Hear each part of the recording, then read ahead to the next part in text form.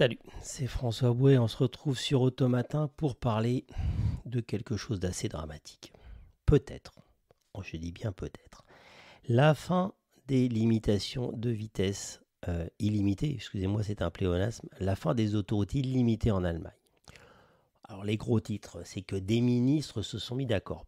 Pas tout à fait des ministres, mais revenons à la base. Fin novembre, le nouveau chancelier allemand, Olaf Scholz, parce que personne ne sait qui c'est, on ne l'entend pas parler beaucoup, il remercie Angela et il discutait, il avait mis en place un gouvernement de coalition dans le prolongement d'Angela Merkel et l'accord avait été trouvé avec les Verts de ne pas toucher aux autoroutes illimitées. Mais bon, on disait que ça pouvait faire 2, 3, 4, 5 millions de tonnes d'économie de CO2.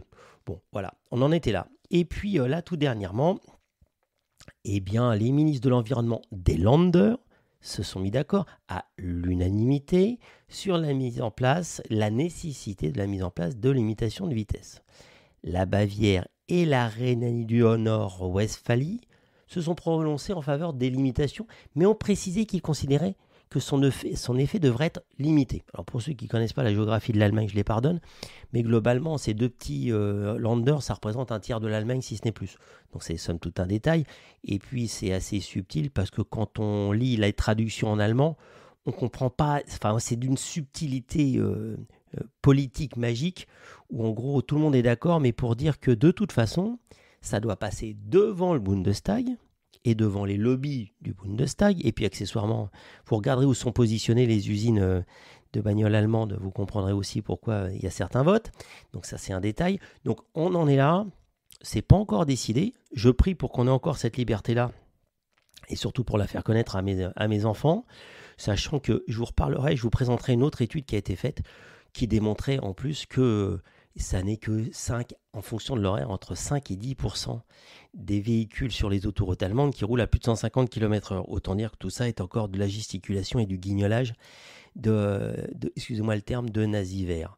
Et puis dernier petit point dans la continuation de la connerie, ils ont annoncé qu'ils allaient limiter l'utilisation des biocarburants pour qu'on puisse produire plus de patates, parce qu'on allait mourir de faim, parce que à cause de la crise en Ukraine. Bon, pareil, de toute façon, tout est possible pour foutre la tête des gens à l'envers et expliquer qu'on mange plus, c'est à faute de nos amis de Poutine. Enfin, c'est surtout qu'on fait un peu n'importe quoi. Donc en Allemagne, le 85, l'utilisation, les volumes de 85 et des autres biocarburants qui utilisent comme additif des carburants pétroliers verts seront limités.